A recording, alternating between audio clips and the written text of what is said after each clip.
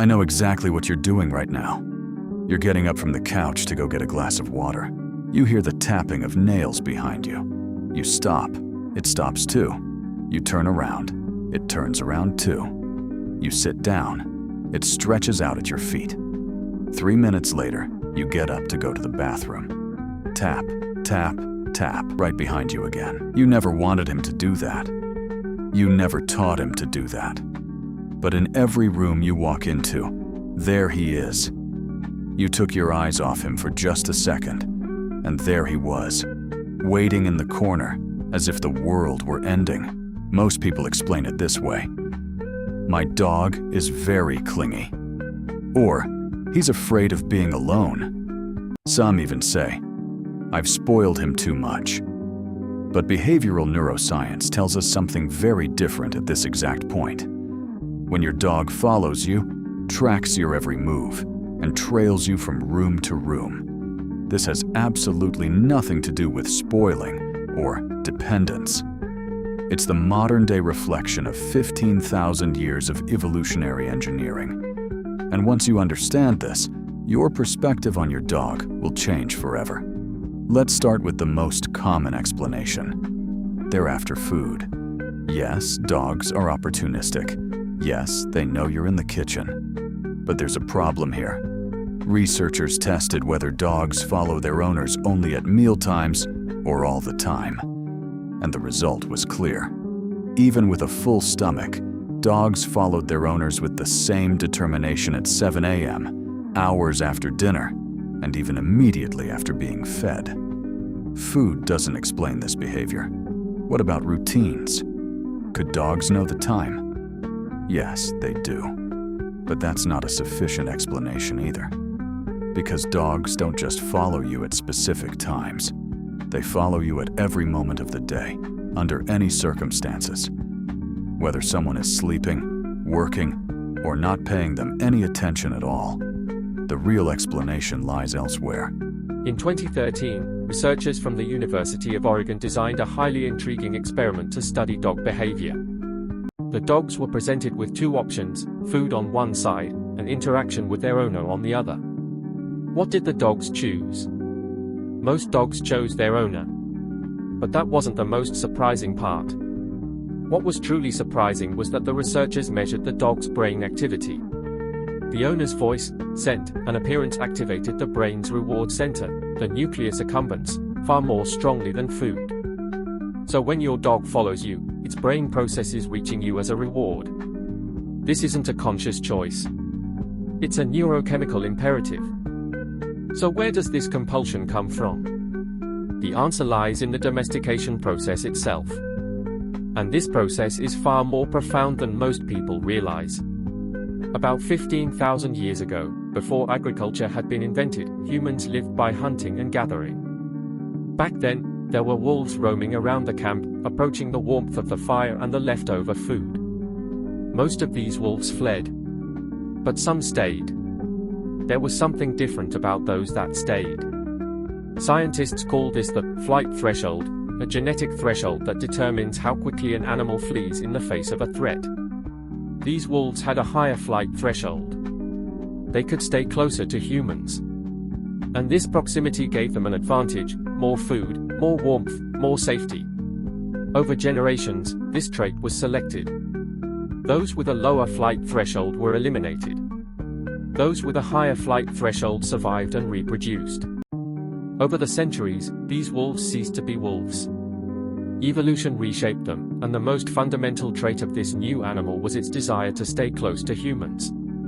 But this wasn't just a behavioral adaptation. Something happened at the genetic level as well. Brian Hare from Duke University and researchers from Princeton University discovered something unexpected while studying canine social behavior.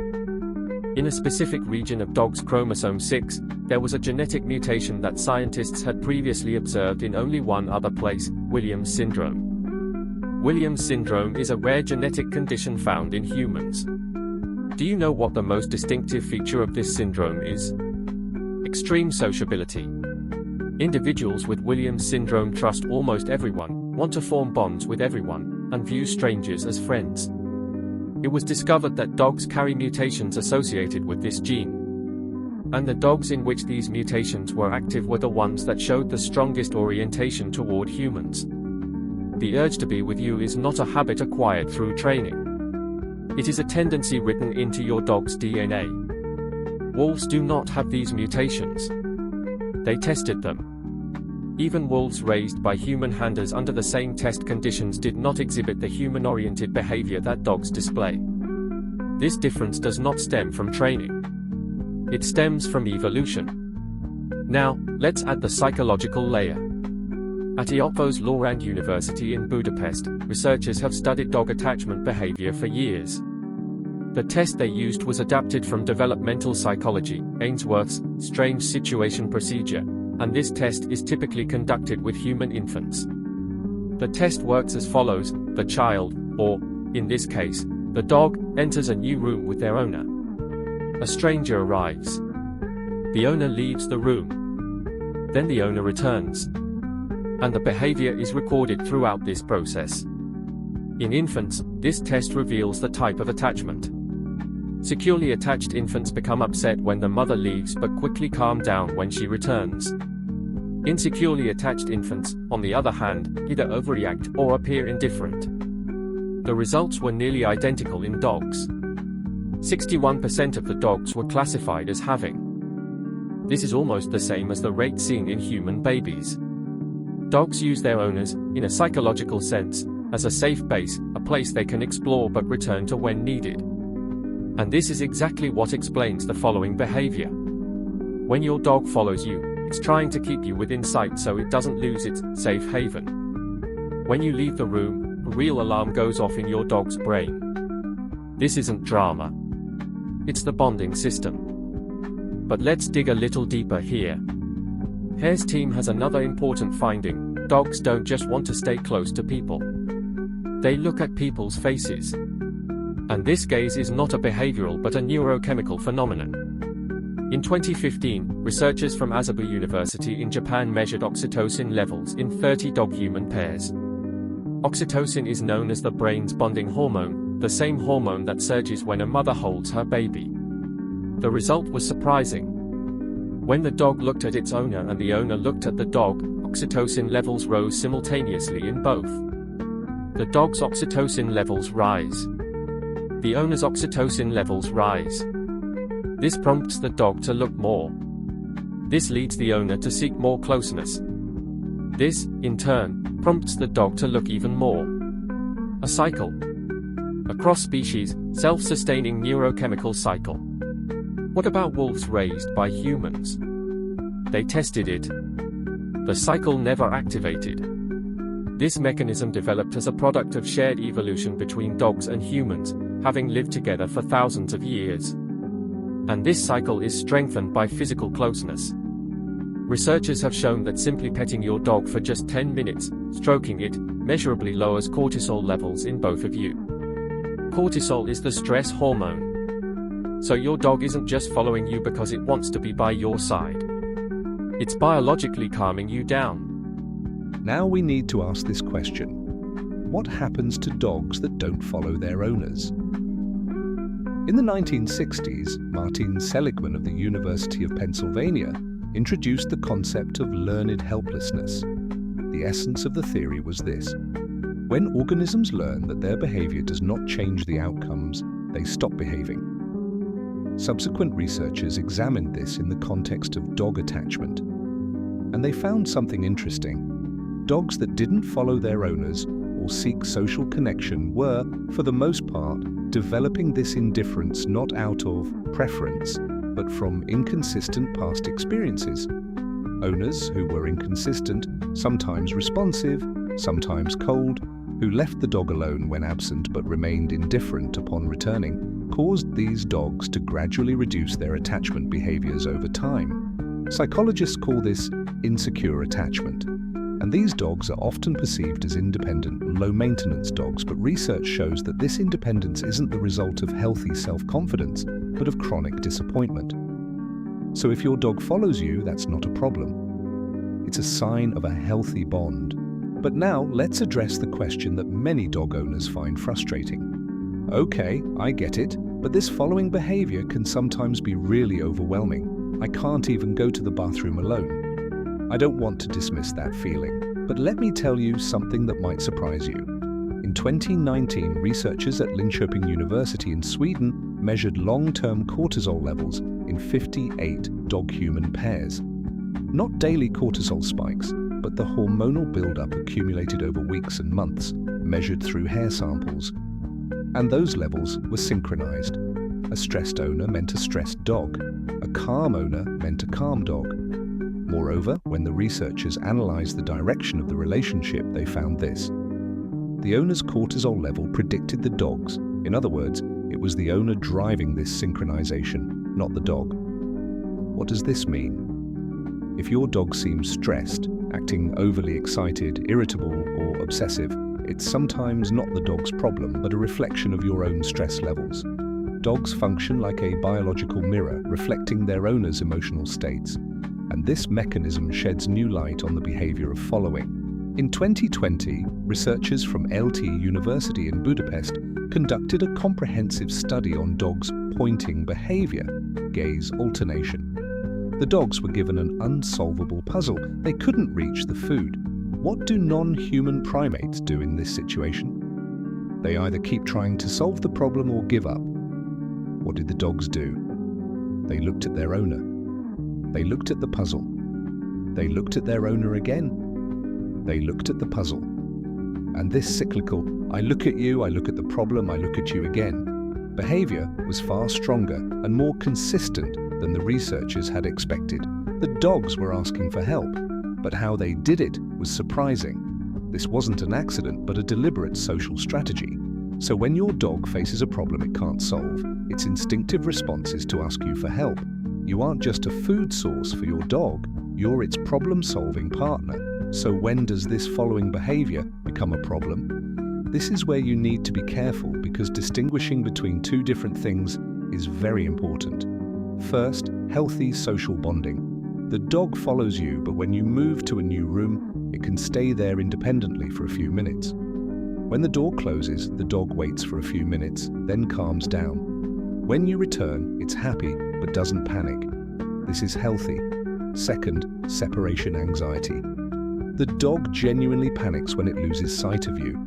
It paces anxiously by the door for hours. Even when you're home, it stays glued to your body and tries to climb onto you when you sit down. It can't be left alone for even a few minutes.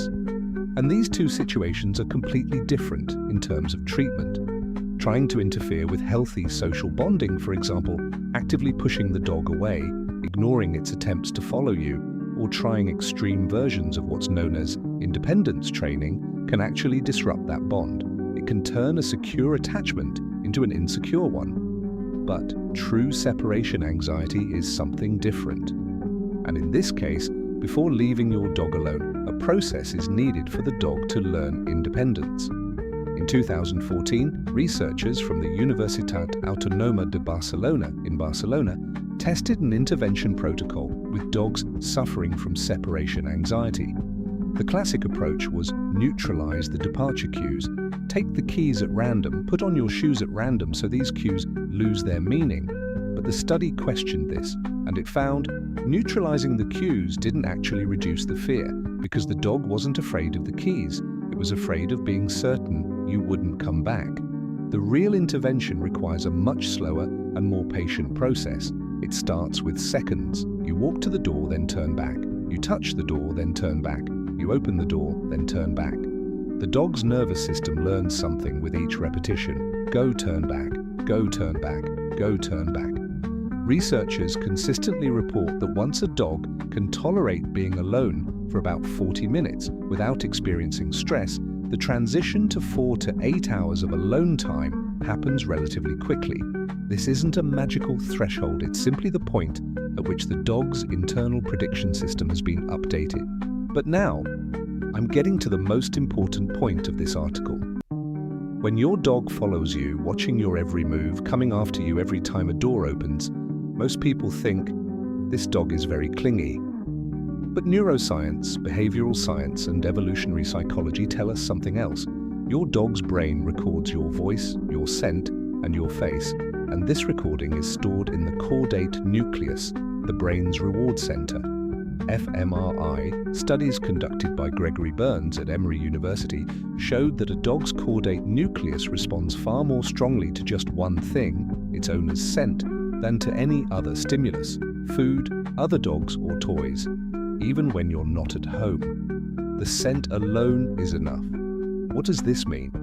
Your dog's brain has coded you as a reward. Your presence is synonymous with good things happen in your dog's brain. And this association was formed over the years through thousands of interactions, thousands of eye contacts, thousands of strokes, and thousands of come here calls. When your dog follows you, its brain experiences moving toward you as a rewarding experience. So the next time your dog sits in front of the bathroom door, or watches you in the kitchen, or curls up at your feet while you're working, remember this. It's a 15,000-year-old evolutionary choice, a tendency written into DNA, a neurochemical cycle, and the most fundamental expression of a secure bond. Your dog is choosing you, not the easy spot, not the comfortable spot, you. And science tells us this choice does something real for both of you. It lowers your cortisol levels, it activates their reward system, it synchronizes both of your nervous systems. That seemingly annoying following behavior is actually one of the deepest forms of bonding across species. If this perspective has changed how you see your dog, subscribe to this channel and leave a comment. Where does your dog follow you the most? And in the next video, I'll explain why your dogs want to lie right on top of you. Not just next to you, but right on top of you. And the neurology behind it is much stranger than you'd expect. Don't forget to subscribe to our channel for more. I'd appreciate it if you like and comment.